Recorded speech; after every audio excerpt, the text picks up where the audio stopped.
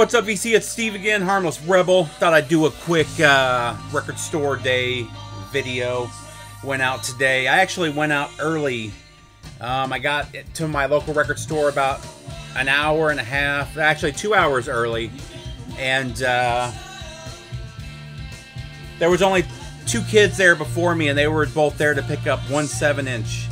They were both into Slipknot and wanted to make sure they got the Slipknot, so that's all they cared about. So for the actual LPs, I was basically the first one in line. The main thing I wanted was the Fight LP, and unfortunately they didn't have any copies. I called around to all my shops. Nobody around here got a copy of War of Words from Fight, which really upset me, but I'll get to that in a little bit here. So I ended up going to 2 different stores today. Got most of this from the first store. Pretty happy with what I got, other than missing out on the one album that I was really on the search for. So the first one I got, though, I ended up getting the Sebastian Bach Forever Wild. This is not one I had planned on getting, but then once I saw the track listing, I jumped all over it. Slave to the Grind, Piece of Me, Frozen, Here I Am, Parasite, Kiss Cover, 18 in Life, Monkey Business, Youth Gone Wild. I mean, it's mostly Skid Row tracks. I'm really disappointed with the scan. I don't know how well you can see that, but it's a really terrible scan, the front and the back pictures. It was limited to 3,000. I went ahead and grabbed it because of the songs. Hopefully it's good. But it comes on 2-colored vinyl. Disc 1 is white vinyl. And disc 2, I believe, is red. Yeah, so opaque white and opaque red. So that was my first grab there. Next up was Alice Cooper, $Billion Babies. Houston, Texas, April 1973. It's a live show.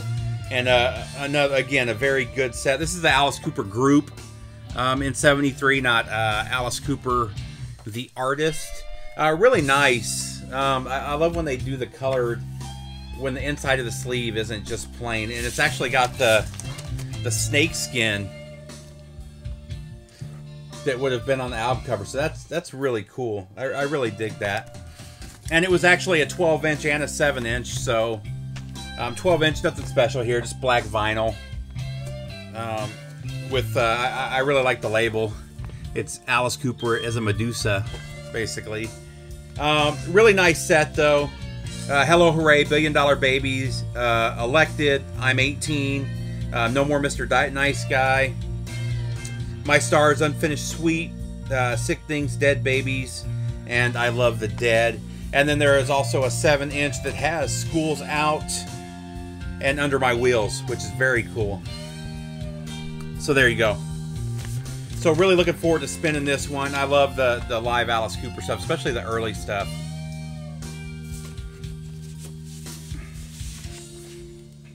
Next up, also from Alice Cooper, another one that's not a very good scan. Actually, this one's an even worse scan. However, I did really want this on vinyl. This is the heavier era of Alice Cooper, but this is Dragontown. What color vinyl was this one? I think this is colored vinyl as well.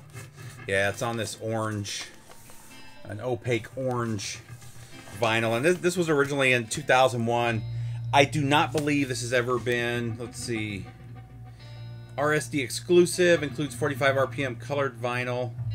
Yeah, I'm not sure if this is the first pressing of this on vinyl or not. Regardless, I love Alice Cooper. Next up, this one was, I didn't even know this one was coming out. But when I saw it, I had to get it. The Cramps are one of my all-time favorite bands. Actually, eventually, I'm going to do a video. I'm looking for a few more of their 7-inches, and once I have them, I'm going to go ahead and do a Cramps collection video. But this is William Shatner and the Cramps on the A side. The B side is the Cramps.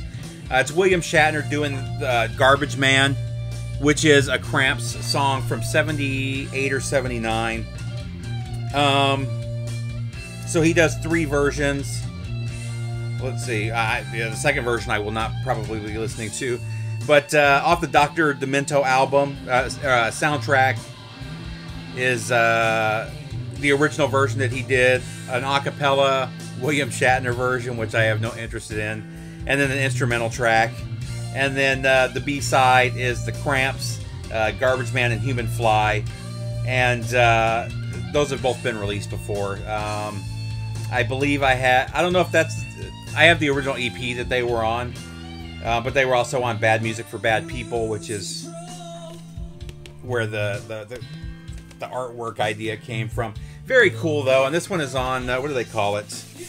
Neon yellow vinyl. Oh, yeah, that is neon yellow vinyl. So, very cool. Nice little addition to the Cramps collection. Again, I didn't even know that this was on there. And I could care less about William Shatner, but it's got to be part of the Cramps collection. Kind of a cool little novelty. Next, why do I feel like something's missing? Oh, there we go. Okay, next up, what we're actually listening to in the background. And I'm going to open this real quick. I haven't even opened this one yet. This is Colonel Les Claypool's Frog Brigade. And this just started out as a bunch of friends jamming. I don't know if the story is in here, but it's inside the CDs. I ran across these by accident years ago, and I've showed these before. Part 1 and Disc 1 and Disc 2. Disc 1 has a few originals, and then Shine On You Crazy Diamond. And then set 2 is Animals from Pink Floyd in its entirety, done by Les Claypool and some friends of his. Again, I ran across these at Goodwill, set 1 and set 2, and absolutely love them, especially this one. And then they were recorded, when does it say? Live October 8 and 9, 2000 at the Great American Music Hall. Not sure where that's at, but these were self-released by Les Claypool. Probably on Prawn Song, I'm guessing. Yeah, on Prawn Song Records. And this is the first time they've ever been put to vinyl. So this is, it was a 2 CD set originally. 2 separate CDs, I should say. And they've combined them into this set right there. So there you go. And it's basically the same exact pictures from inside the CD. So very cool. And October 8th, yep. So let me see.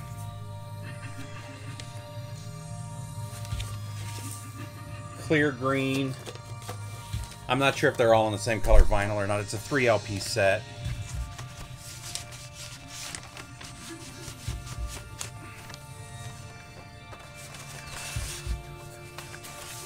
Yeah, it looks like they're all on clear green vinyl, though. This is a great, 2 great live sets, and I highly recommend checking these out. Les Claypool sounds amazing. He's not his typical goofy self that turns some people off. I mean, this is him just doing some top-notch Pink Floyd covers, as you can hear in the background. It's just really, really good. Next up, this is one that I didn't see on the Record Store Day list, and one that I didn't know was so limited. I think there's only 13 or 1400 of these, but this is the Runaways live in Japan, and I don't remember if this was colored vinyl or not. No, this one's just on black vinyl with no inserts or anything, but still very cool. A very, I don't know if you'd call it famous or infamous trip for the Runaways,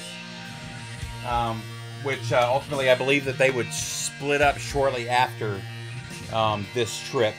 So that was, oh, I'm sorry, 2 more from the first store. I also picked up 2 45s. Not a lot of 7 inches that interested me this year. But this is very cool, and I look forward to spinning this. This is called Hank Williams 1940 Recordings. So these are 4 cover songs that were recorded by Hank Williams and Smith Hezi Adair when they were teenagers. So this is 3 or 4 years before he would start recording as a professional musician. It's on this clear red vinyl, and it was on a silver tone acetate, and it was put together by Jet Williams, who is Hank's daughter. And the story here is really cool. She basically saw that an acetate that was thought to be her father was being auctioned by Christie's, and she tried to bid on it, and she was too late. Well, it turns out the auction got canceled. The original seller decided to pull the record because he wasn't sure if it was Hank Williams. So she got a hold of the seller, got a hold of the acetate, ended up paying for it and verifying it. And this is the first time this stuff's been released, which is very cool. And another thing that's kind of cool, and I need to get a hold of my stepfather and find out. So the touring bass player for Hank Williams ended up joining my grandfather's band after Hank Williams died. So I'm not sure if this is the same guy or not. So I'll have to get with my grandfather and find out if this is actually the same guy that would be the bass player for my grandfather's band for 5 or 6 years. Who he met at a Hank Williams show. And I've told this story before. My grandfather was a house band at one of the local clubs, bars, honky tonks, whatever they were called back then. And Hank Williams was the main act. My grandfather opened up. And I've told this story before, but Hank Williams was so drunk that they had to actually help him on stage, sit him in a chair, and put his hand on the microphone. He did the show, and my grandfather said he sounded amazing. And then they actually had to go up there and carry him off stage. So kind of a cool story. But I'm curious to find out if it's the same guy. So that's cool. And then I also grabbed this one.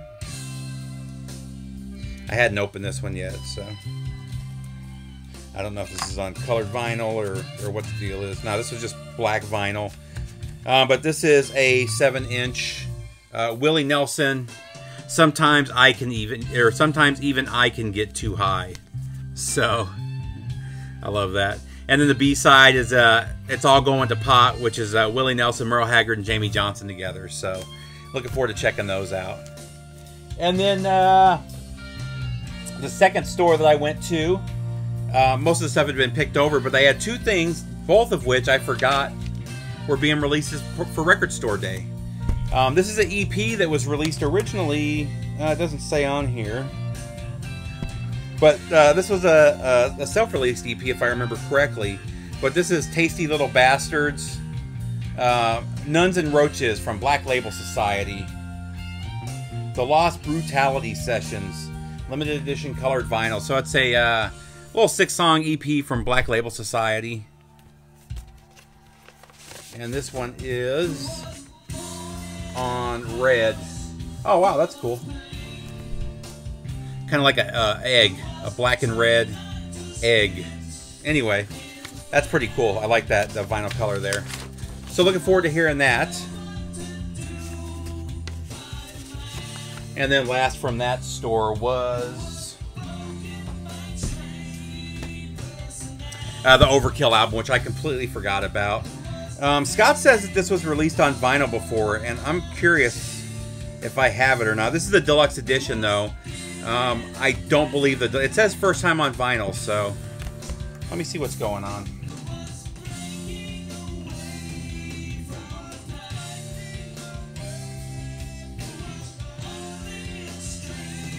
Overkill, Electric Age, let's see. I'm thinking, yeah, so it was released, it looks like last year. 2013. So this has gotten a couple vinyl pressings. I don't know what the hell they're talking about. Maybe just the deluxe edition has never been released on vinyl. Because this got released back when it came out in 2012, so I'm assuming just the deluxe edition, which has, yeah, this has 4 additional live tracks. So I guess that's how they're getting away with saying that this was first time on vinyl. But it doesn't look like I have a copy of it, so. And this one is on neon green vinyl. So everything is opaque this year. And the last album that I bought was not from a record store. I went to Walmart last night, a few hours after.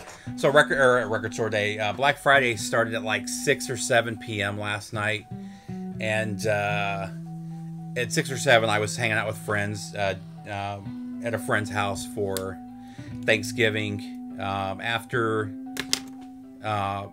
I'm a Saints fan. The Saints played Atlanta last night, so after the game, I decided to stop at Walmart on the way home, and ended up picking up a few like gifts and stuff. Nothing really for me. And then I got to the end of the Black Friday stuff, and they had a little bin full of records.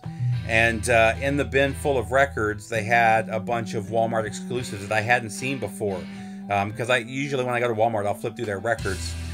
This one was $15, exclusive orange vinyl, and it's Kiss Destroyer Resurrected, which I have never owned Resurrected before. I've obviously got original pressings and the repress of Destroyer, so I'm not sure if it's different or if it's just the different cover. I don't know if the mixes are different or what, but ended up for 15 bucks. I wasn't gonna pass it up. This is the only copy they had, and it's actually got a Casablanca. That's weird. So it's actually got a Oh, okay.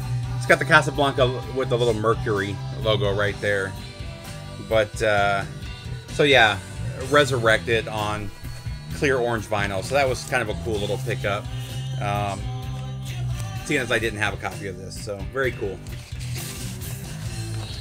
So that's it for my record store day. Oh, and I missed out on the Ace Frehley live and the Fight War of Words. If you're not familiar with Fight, that was the first band that Rob Halford started after leaving Judas Priest in 91 or 92, whenever he left.